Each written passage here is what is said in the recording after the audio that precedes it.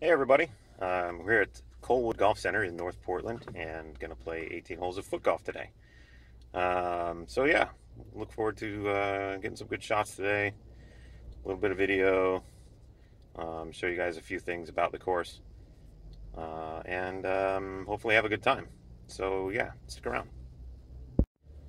Along with foot golf, skiing is one of my favorite things to do, and through both activities I have a lot of fun. It feels really good to make good turns and to make good shots. And so I like to dedicate the good vibes that I get from doing my favorite athletic activities to the people who can't. Folks who have, through injury or accident or whatever, are unable to participate and they're working hard to get back there. So I like to dedicate kicks for heels from foot golf and turns for heels from skiing to people who are writing their comeback story.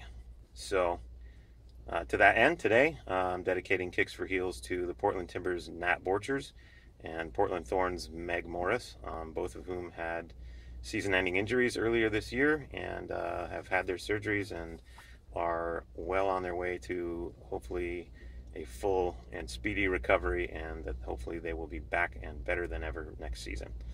So this is for you guys and for everyone who is part of my ACL family. I tore my ACL in 2009 and came back from that, skied a bunch more seasons, and I'm still skiing, and I've added foot golf to my repertoire. So my knee is ACL strong, and we're still going. So good vibes to all of you folks as well, and really anyone who is working, like I said earlier, working back to full fitness after an injury. Or hope everyone out there who is dealing with rehab is doing well.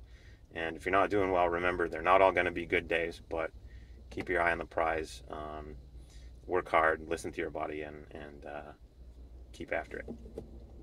So as you can see, there's a little bit of construction going on. This is normally where the first tee is, but due to the construction, kicking off from down here a little ways. Behind the golfers though, because our hole is so short.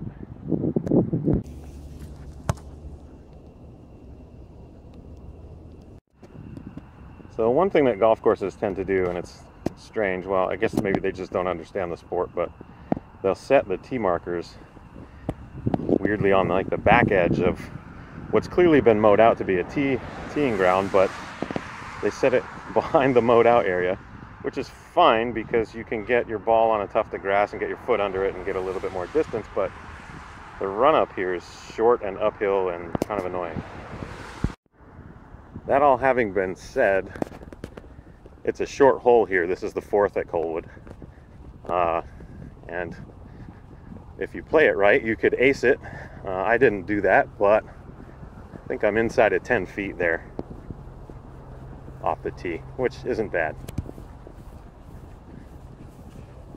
Let's see if I'm right about my distance. Might be closer than 10.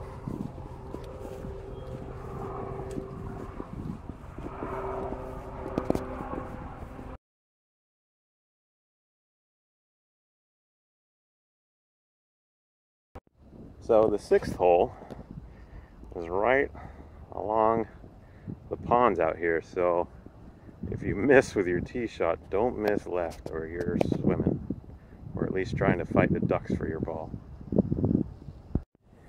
And if you miss to the right, you'll end up in the driving range. So you don't want to do that either.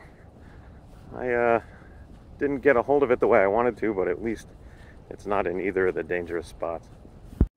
So the ninth hole here at Colwood is what starts you moving back uphill towards the clubhouse.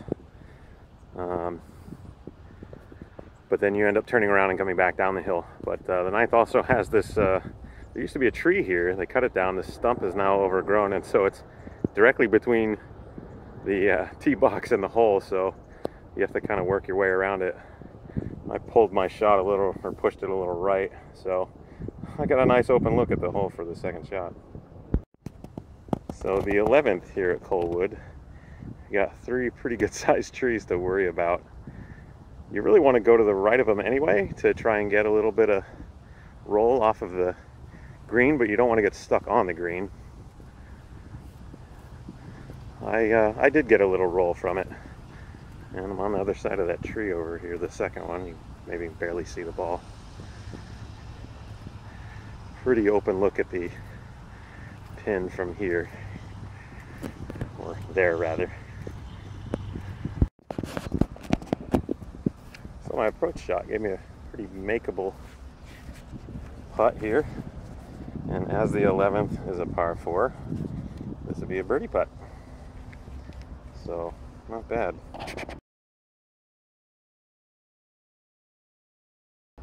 So the 14th hole is a short par 3 that goes across the hill, kind of, and then everything from there is uphill until you get to 17.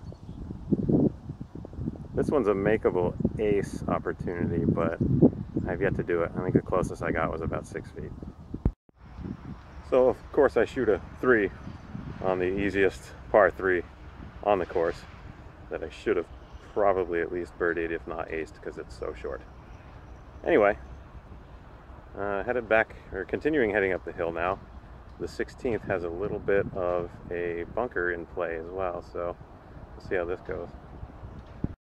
There it is, a bunker up there to the left of the golf greens. It's probably not reachable by me on my first shot, so I might be able to keep it out of play.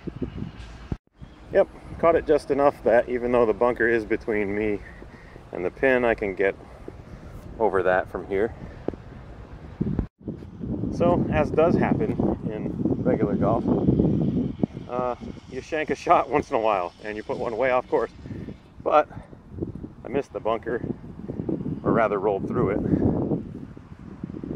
I have an interesting look at the pin for my third and hopefully birdie shot here. It's a little long though. So the 18th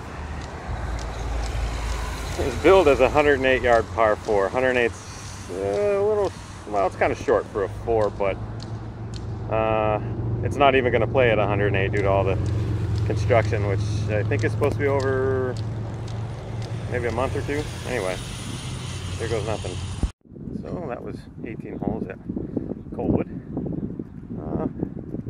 Not a bad round, I think. We'll go check the math when we get inside.